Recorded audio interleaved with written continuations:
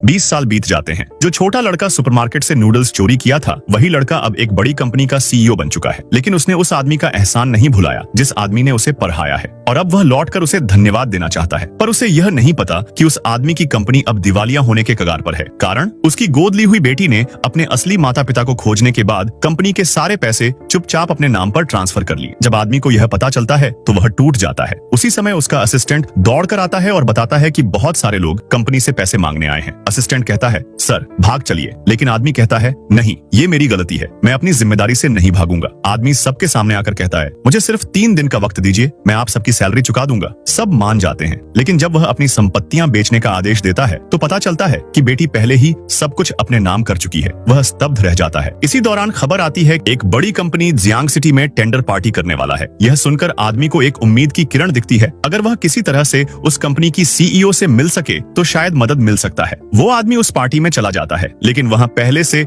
उसका गोद लिया बेटी अपनी असली माँ और बाप के साथ वहाँ मौजूद थी। वहाँ वह आदमी को देख चिल्ला उठती है, तुम यहाँ क्या कर रहे हो? ये तुम्हारे जैसे लोगों की जगह नहीं है। फिर वह सिक्योरिटी को बुला लेती है और कहती है, ये आदमी बिना इनविटेशन के आया है। सिक्योरिटी उसे बाहर निकालने ही वाला था, तभी सीईओ खुद वहाँ पहुँचता है और उस आदमी से कहता है, चेन अंकल, कितने साल हो गए? आदमी हैरान होकर पूछता है, तुम कौन हो? सीईओ कहता है, मैं वही बच्चा जिसे आपने अनाथालय में पढ़ाया था। फिर सीईओ को उस गोद ली हुई लड़की की हरकतों के बारे में पता चलता है और वह उसे डांटता है, तुम जैसी नाशुक्रा लड़की ने उस आदमी को धोखा दिया जिसने तुम्हें बेटी माना। लेकिन लड़की अब भी उसे तिरस्कार भरी नजरों से देखती है और कहती है, तुम क्या कर लोगे? तुम्हारे पास तो कुछ नहीं है। देखो, ये मेरी घड़ी पूरे 50 लाख की है, तुम पूरी जिंदगी काम कर लो, फिर भी इसे नहीं खरीद सकते। सीईओ मुस्कुराता है और कहता है, अगर मैं एहसान चुकाने आया हूँ तो सबसे पहले तुम्हारे पिता की कंपनी का 30 मिलियन का कर्ज चुका देता हूँ। ये बोलकर सीईओ एक जोरदार थप्पड़ उसके गाल पर मारता है। तभी लड़की की असली पिता सिक्योरिटी से कहता है कि इस आदमी को सजा दो, लेकिन तभी मैनेजर सामने आता है और झुककर सीईओ को सलाम करता है। सब हैरान हो जाते हैं और कहता है, क्या तुम इस कंपनी के चेयरमैन हो?